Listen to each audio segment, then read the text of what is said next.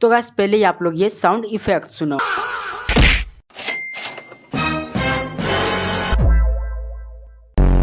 क्या आप भी इस तरह के वाइल्ड साउंड इफेक्ट आप लोग अपने वीडियो में यूज़ करना चाहते हैं? तो गाइस चलिए हम आप लोग को बताते हैं कि साउंड इफेक्ट मिलेगा कैसे।